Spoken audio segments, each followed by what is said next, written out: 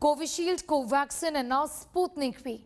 Everyone is talking about them, but delve deeper and you will find that half a dozen vaccines are in the pipeline in India. I'll tell you all about them in this report. Two vaccines have been rolled out, Covaxin and Covishield. But by the end of this year and early next year, India will have half a dozen vaccines against COVID-19. The advantage?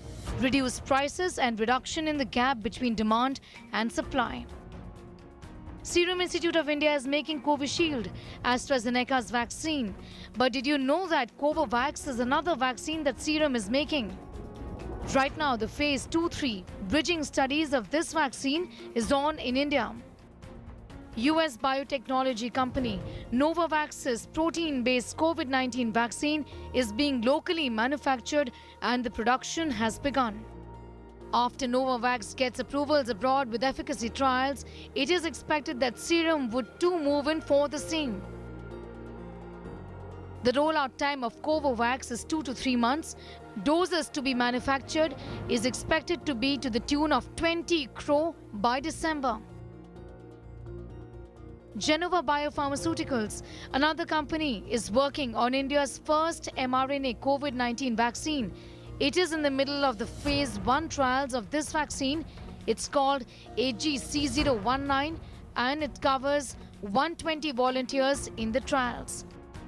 Genova has been granted 250 crores by the government to develop India's first mRNA vaccine. The rollout time of India's first mRNA vaccine is early next year. Bharat Biotech's nasal vaccine, developed by the same company that has made Covaxin, could be a game changer.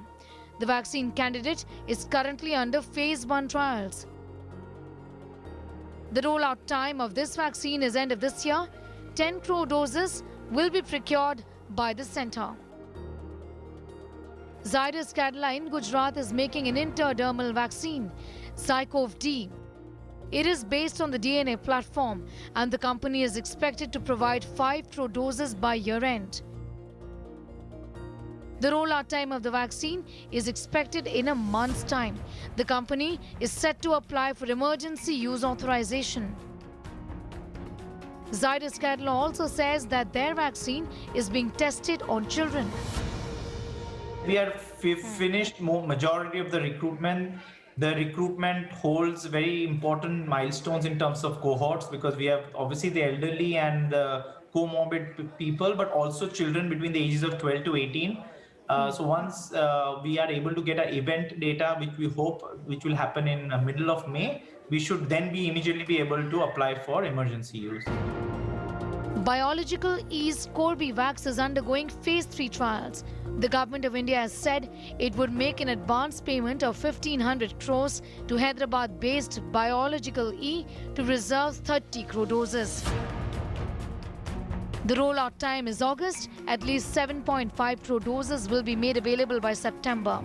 30 crore doses of Corbevax will be made available by the end of this year. 6 Indian companies will now make Russia's Sputnik V. The current price that has been announced is for the imported vaccine. We have the India manufactured vaccine available. The prices will be different. So I believe that in a steady state over the next 4 to 5 months, we will have 6 manufacturers making Sputnik in India. And on a steady state, we should be able to produce about 20 to 25 million per month. Indian companies are also looking at using India's manufacturing capabilities to ramp up production of foreign-made vaccines via tech transfer. India prides itself in being the pharmacy to the world.